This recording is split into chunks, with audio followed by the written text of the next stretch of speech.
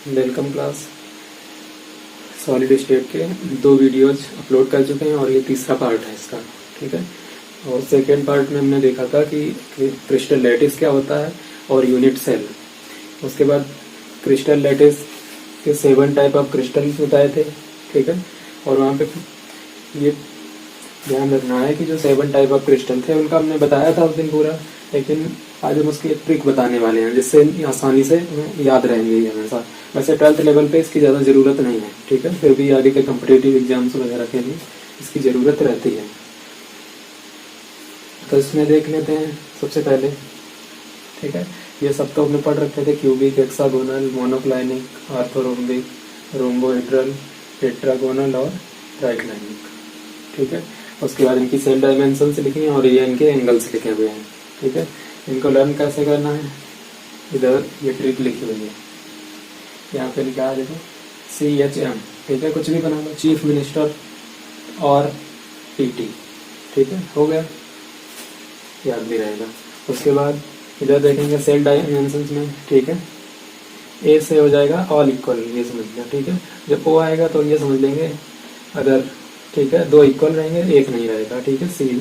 उसके बाद M से तुम्हारा नन, कोई भी इक्वल नहीं है। ठीक है। और इधर 3 रहेगा तो तीनों इक्वल है, 2 रहेगा तो 2 इक्वल है, 0 रहेगा तो कोई इक्वल नहीं है। ठीक है। तो इधर हो जाएगा तुम्हारा चीफ मिनिस्टर और PT। ठीक है। इसको भी कुछ पढ़ लेते हैं, क्या बनाए इसका। कोरोना चल ही रहा है। ठीक है। तो कोरोना ही बुला रहा है, आओ ना। तो हम लोग क्या कहेंगे, नहीं घर से बाहर नहीं आना है। फिर बुलाएगा, आओ ना। और बाहर जाओगे तो तुरंत ही काम हो जाएगा, समझ रहे। तो याद रखना है इसको भी। इधर क्या रखना है, 322, 333, 0। ठीक है। तो कैसे भी याद करो इनको, सब तो कर ही सकते हो। उसके बाद ध्यान क्या रखना है, जो क्यूबिक होते हैं वो मोस्ट सिमेट्रिक यूनिट सेल देते हैं। मोस्ट सिमेट्रिक क्रिस्टल हमारा रहेगा जो क्यूबिक का रहेगा। तो सबसे सिमेट्री जिसमें सबसे कम रहती है वो ट्राइक्लाइनिक में रहती है। ये चीज़ें हमें ध्यान रखनी है। ठीक है। उसके बाद कुछ नंबर और दिख रहे हैं, 3, 1, 2 ऐसे लिखेंगे। तो ध्यान हो, हमने यूनिट सेल के टाइप बताए हुए थे। ठीक है। 4 टाइप ऑफ यूनिट सेल बताए थे। कौन कौन से, सिंपल बताया था, उसके बाद बताया था बॉडी सेंटर्ड, फेस सेंटर्ड और एंड सेंटर्ड। ठीक है। तो जो क्यूबिक वाला होता है, क्यूबिक को हम डिस्कस भी कर चुके हैं। क्यूबिक ने 3 यूनिट सेल दिए थे, एंड सेंटर्ड नहीं दिया था। और हमने बात की थी कि मोनोक्लाइनिक और आर्थोरोम्बिक ये दोनों end centred cubic unit cell देते हैं। दिमाग में ये रखो, सिंपल वाला तो सभी देंगे। ठीक है। सिंपल या उसी को बोलते थे हम प्रिमिटिव, वो तो सभी देंगे। लेकिन उसके साथ साथ ये हमें ध्यान रखना है कि जो एंड सेंटर्ड है वो 2 ही देते हैं। कौन कौन देगा, मोनोक्लाइनिक वाला ये देगा। तो इसमें देखो नंबर 4 लिखा है, तो 4 टाइप के यूनिट सेल थे। इसका मतलब ये है कि जो आर्थोरोम्बिक है वो चारों टाइप के यूनिट सेल देता है। ठीक है। और रोम्बोहेड्रल जो 1, 1 दिख रहे हैं ये सब प्रिमिटिव वाले हैं। ठीक है। ये प्रिमिटिव देगा। और जो ये दिख रहा है इन्हें, इसमें एक बॉडी सेंटर्ड मिलता है टेट्रागोनल में। ठीक है। तो ये चीजें ध्यान रखना। इसमें 2 दिख रहा है मोनोक्लाइनिक में, तो इसमें एक एंड सेंटर्ड होता है, एक प्रिमिटिव होता है। आर्थोरोम्बिक में चारों टाइप के होते हैं। ठीक है। और टेट्रागोनल में कौन सा होता है, बॉडी सेंटर्ड होता है, प्रिमिटिव होता है। और इसमें 3 होते हैं, सिंपल होता है, बॉडी सेंटर्ड होता है, फेस सेंटर्ड, एंड नहीं होता है। ठीक है। तो ये टोटल कितने हो जाएंगे, 14। तो यही 14 ब्रेविस क्रिस्टल देते हैं। ठीक है। तो टोटल कितने क्रिस्टल हो जाते हैं, 40। यूनिट सेल से रिलेटेड कैलकुलेशन में देखते हैं हम लोग। पहले जो यूनिट सेल होता है उसकी जो साइड होगी और जो उसके अंदर पार्टिकल्स होते हैं उनकी जो रेडियस होगी, उसके बीच में क्या रिलेशन होता है वो हम लोग जानेंगे। तो सबसे पहला यूनिट सेल हम लोग, ठीक है, यहाँ पे पहले ही हमने बोल दिया था लास्ट वीडियो में कि क्यूबिक वाला हमें पढ़ना है, क्यूबिक यूनिट सेल। ठीक है। तो सिंपल क्यूबिक यूनिट सेल के बारे में हम लोग पहले निकालेंगे। ठीक है। सिंपल क्यूबिक यूनिट सेल क्या था,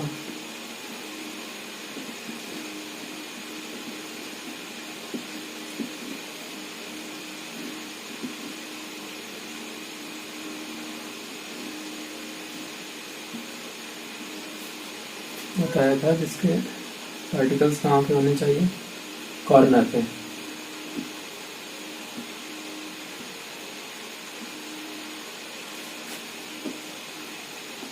ठीक है। तो ये हो गया हमारा simple cubic unit cell. SCC भी लिखा होता है,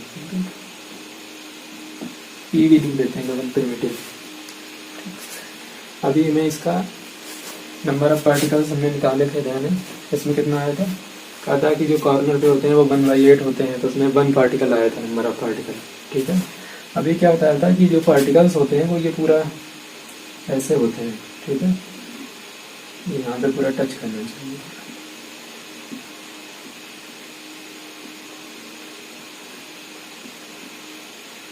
ठीक है, ऐसे पार्टिकल्स लगे होते हैं।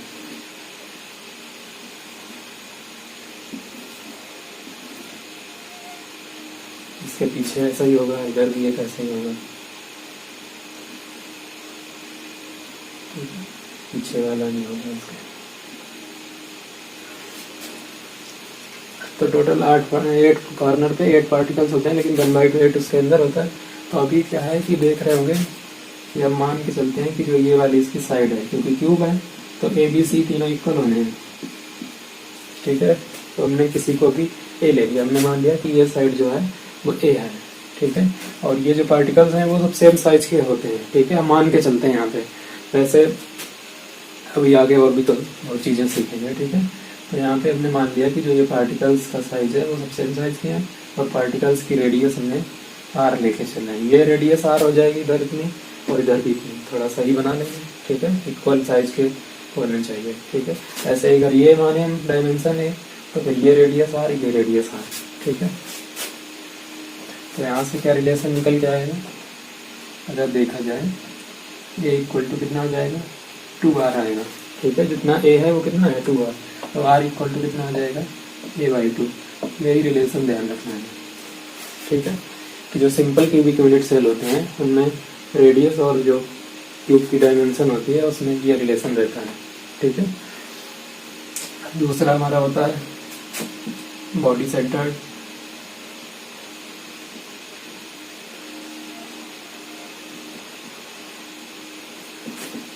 शार्ट में इसको BCC बोलते हैं। ठीक है, बॉडी सेंटर्ड कैसा होता है,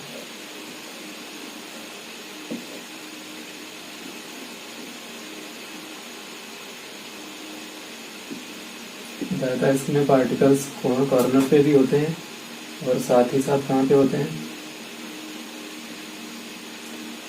एक जो पार्टिकल होता है वो इसके सेंटर पे होता है, इसके बीचों बीच में रखा होता है। तो नंबर ऑफ पार्टिकल्स इसमें कितने थे, इसमें थे नंबर ऑफ पार्टिकल 1, और इसमें कितने आते थे नंबर ऑफ पार्टिकल्स 2। क्योंकि बताया था कॉर्नर पे 8 है तो 1/8 इनका था। ठीक है, सबका कंट्रीब्यूशन तो 1 हुआ था, और 1 जो सेंटर में था वो पूरा टोटल 1 था, तो 2 आया था। उसके बाद अब इसका निकालेंगे तो थोड़ा ध्यान देना कि जैसे कि मान लो, थोड़ा ध्यान से देखना, एक तो इसके सेंटर पे होगा ऐसे पूरा रखा हुआ। ठीक है, एक मान लिया इस कॉर्नर पे है, अगर इस कॉर्नर पे होगा तो एक इसके पीछे वाले पे होगा।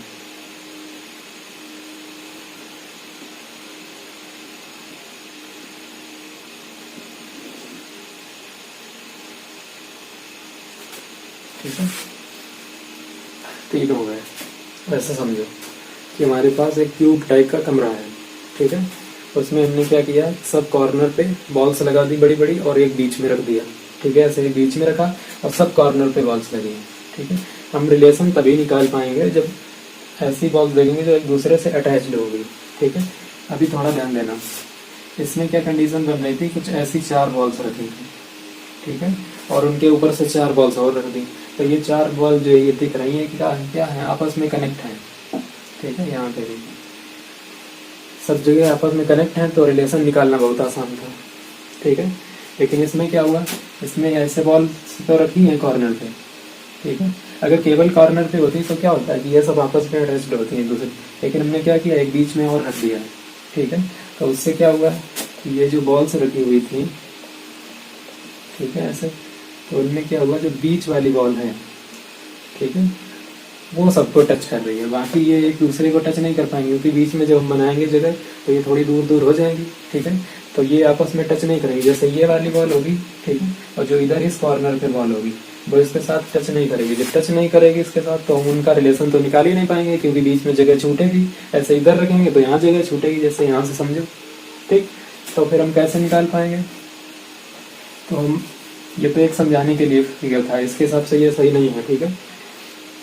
इसमें क्या हो रहा है कि जैसे कि एक अगर मान लो यही कमरा है, ठीक है, तो एक अगर हमने नीचे वाले कोने पे बॉल लिया है, बीच वाला सेंटर पे लिया है, और एक हमने फिर ऊपर छत वाले कोने पे लिया है, तो फिर तिरछी लाइन जो डायमेंशन रहेगी क्यूब की, ठीक है, या कमरे की, वो हमें यहाँ पे लेनी है, ठीक है। अगर हम किसी एक फेस का ले लेंगे, जैसे कि मान लो हमने कहा कि अब नीचे नीचे का ही ले लें, तो उसमें क्या होगा कि ये तो बॉल सेंटर पे है, फिर वही बात आ जाएगी, ये ले लोगे या फिर इसके साथ इसको ले लोगे, तब भी तो ये एक दूसरे से टच नहीं होंगे।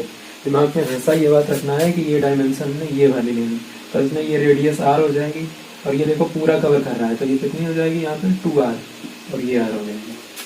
तो आर, 2r और आर कितना हो जाएगा टोटल 4r, ये वैल्यू हो गई, ठीक है। और ये है क्या, ये क्यूब की डायमेंशन है, वो डायगोनल, सॉरी डायगोनल की बात करते हैं, तो ठीक है।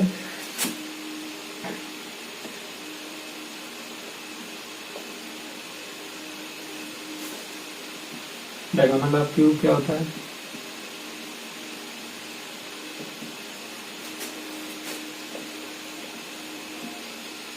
√3 है, ठीक है।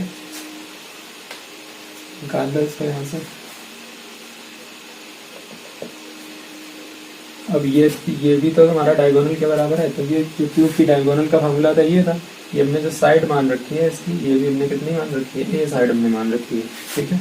तो ए साइड अगर क्यूब की होगी तो उसका फॉर्मूला हो गया √3 है, और डायगोनल जो हमारी अगर हम इस फिगर से देखें तो कितनी आ रही है, r, 2r और r, ठीक है, r + 2r + r √3a, तो कितना हो जाएगा 4r = √3a, तो r = आ जाएगा √3/4, तो हमारा रिलेशन निकल के आ गया, ठीक है।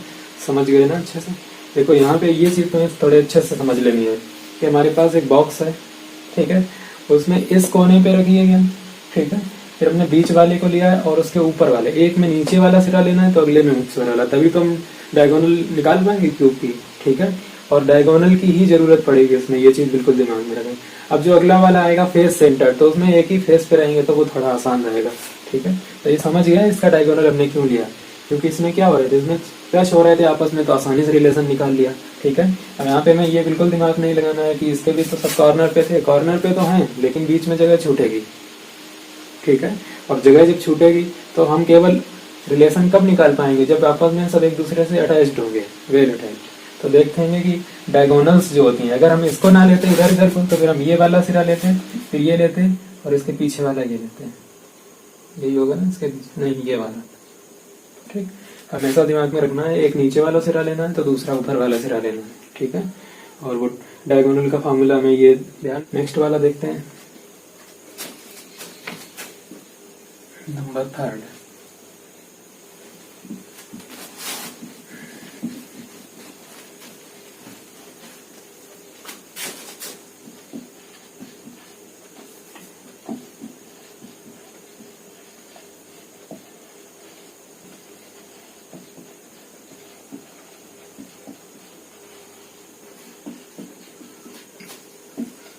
Face centred cubic unit cell बना लेते हैं। फेस सेंटर्ड क्या होते हैं, बताया था ना, सभी कॉर्नर पे रहेंगे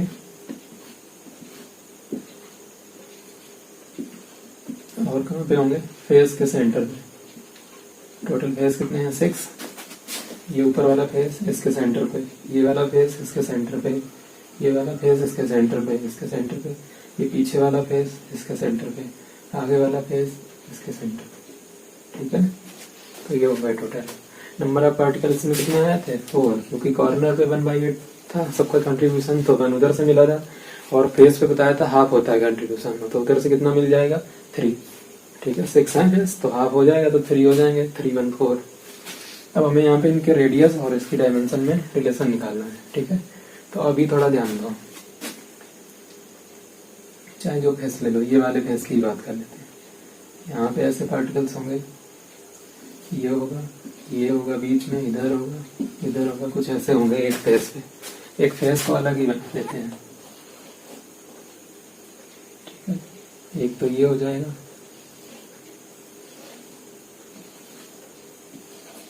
ऐसे ही तो होंगे, ये कॉर्नर वाले चारों और ये फेस के बीचों बीच में।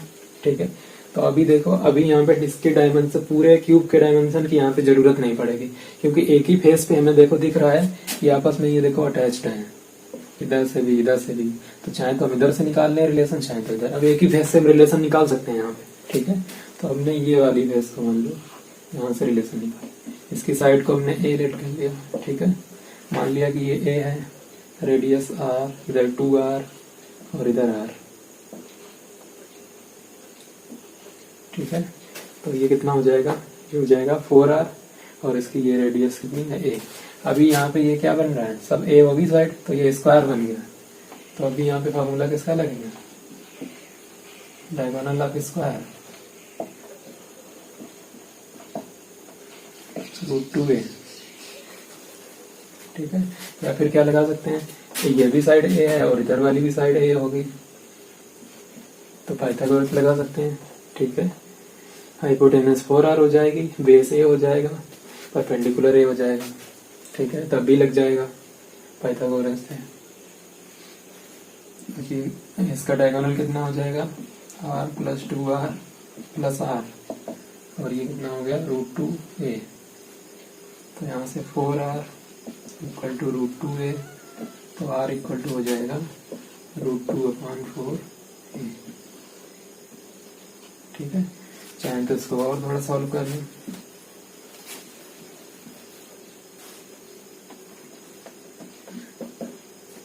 कितना हो जाएगा, 4 को हम ऐसे लिख सकते हैं, √2 × √2। ठीक है, या √2 को अलग कर लो तो 2√2 अलग हो जाएगा, √2 से √2 कैंसिल, तो r = हो जाएगा a/2√2। ठीक है, तो रिलेशन हमने तीनों के निकाल के रख लिए। ठीक है, ये रिलेशन बहुत अच्छे से तुम्हें आनी चाहिए। बना निकालने का तरीका ध्यान रखना है, तो भूल भी जाओगे तो तुरंत 1 मिनट में निकाल भी लोगे। ठीक है, सबसे पहले तुम्हारा था a = 2r, यानी r = a/2 आया था। BCC के लिए कितना आया था हमारा, r = √3/4a, ये था ना, देख लेना। उसके बाद इसके लिए कितना आया, या तो ये याद रखो। ठीक है, r = √2/4a, और या फिर इसको सॉल्व कर लेंगे तो a/2√2। तो ये हो गए हमारे, ठीक है, डायमेंशन और जो पार्टिकल होते हैं उनकी रेडियस में रिलेशन। ठीक है, अब इसके बाद हम सीखेंगे कि इसको जो पार्टिकल्स होते हैं, जब इसमें हमने ये पैकिंग करा दी तो कितना भरेगा, कितना पार्ट खाली रहेगा। ठीक है, ये जो यूनिट सेल है तो उनका कितना पार्ट भरा रहेगा और कितना पार्ट खाली रहेगा, उसको हम लोग बोलते हैं पैकिंग एफिशिएंसी। ठीक है, संकुलन क्षमता, कि किसकी कितनी पैकिंग एफिशिएंसी है तीनों टाइप के यूनिट सेल में। ठीक है, सबसे पहला यूनिट सेल हमने पढ़ रखा है सिंपल।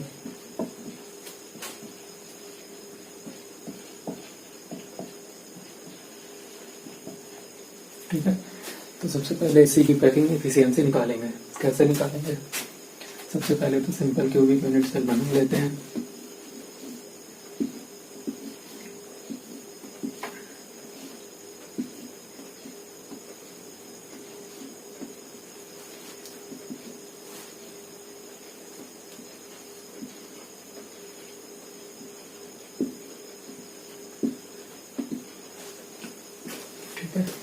पैकिंग एफिशिएंसी से मतलब होता है कि उसमें जो पार्टिकल्स भरे हुए हैं, ठीक है, या जो इसके अंदर है, उन्होंने कितनी जगह घेर रखी है। ठीक है, जो भी पार्टिकल्स इसके अंदर है उसमें कितनी जगह घेर रखी है। क्योंकि जब बताया था यूनिट सेल देखते हैं तो फिर ये बाहर जो निकले हुए हैं पार्टिकल्स, इनको नहीं देखते हैं। पार्टिकल्स को हम स्फेरिकल मान के चलते हैं, ये भी ध्यान रखें। ठीक है, तो अभी हमें ये पता करना है कि इसमें पैकिंग एफिशिएंसी, यानी जो इतना सब पार्टिकल्स के अंदर दिख रहा है वो कितना पार्ट इसके अंदर भरा हुआ है। ठीक है, और बाकी खाली वाला कितना है, तो उसको निकालने का हमारे पास तरीका ये, सीधे हम मैथमेटिकली सोचें तो देखेंगे कि ये क्यूब है। ठीक है, तो क्यूब का जो भी वॉल्यूम होगा वो टोटल वॉल्यूम होगा यूनिट सेल का।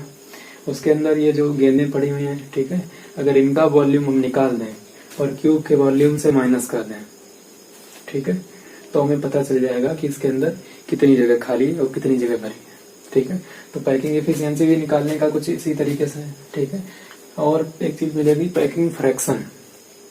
ठीक है, तो जब पैकिंग एफिशिएंसी निकालते हैं तो 100 का मल्टीप्लाई कर देते हैं, और जब पैकिंग फ्रैक्शन निकालते हैं तो फिर 100 का मल्टीप्लाई नहीं करेंगे। इतनी बात दिमाग में रखना केवल। ठीक है, सिंपल क्यूबिक यूनिट सेल के लिए नंबर ऑफ पार्टिकल्स कितने होते हैं?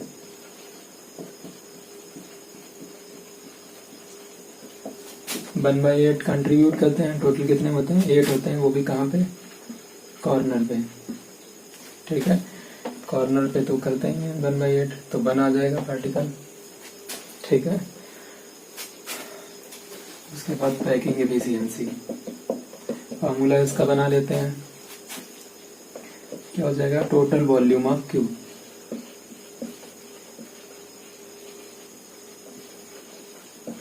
या फिर ये जो क्यूब है ये है क्या? Unit cell. ठीक है, और ऊपर क्या रखना है?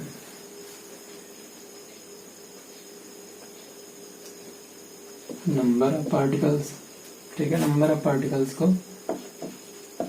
जेड से लिख रहे हैं। ठीक है, Z into volume of particle. Particle होता है कैसे होता है? Spherical type. ठीक है, तो ये कब? जब पैकिंग फ्रैक्शन निकालेंगे और इंटू 100 कर देंगे तो पैकिंग एफिशिएंसी निकल आएगी। ठीक है, निकाल लो। ठीक है, जेड की वैल्यू कितनी है? 1। वॉल्यूम ऑफ स्फीयर कितना होता है? 4/3 पाई आर क्यूब। ठीक है, और टोटल वॉल्यूम ऑफ क्यूब कितना होता है? ए क्यूब। ठीक है, कुछ चीजें लिख लेना है। क्या लिखना है? हमें लेट कर लेना है कि इसकी जो साइड है हमने ए मान ली है। ठीक है, और जो ये रेडियस है वो हमने आर मान रखी है। और सिंपल के लिए अभी हमने निकाला था रेडियस, और उसमें रिलेशन निकाले थे। क्या निकाले थे? R equal to a/2। किसके लिए था? सिंपल के लिए था। तो जहाँ पे आर दिख रहा है वहां पे हम a/2 रख देंगे। ठीक है, या ए की जगह पे 2r रख दो, दोनों बात बराबर है। 1 इंटू करेंगे तो कोई दिक्कत नहीं इसमें। 4/3 पाई की जगह वैल्यू रख दो, 3.14 रख दो डायरेक्ट इंटू 100 में। आर की जगह कितना रखना है? a/2 अपॉन ए क्यूब। ए क्यूब से ए क्यूब कैंसिल हो जाएगा, इधर हमारा आ जाएगा packing efficiency equal to 4/3 into 3.14। ठीक है, और ये बचेगा कितना? 2 का क्यूब हो जाएगा 8।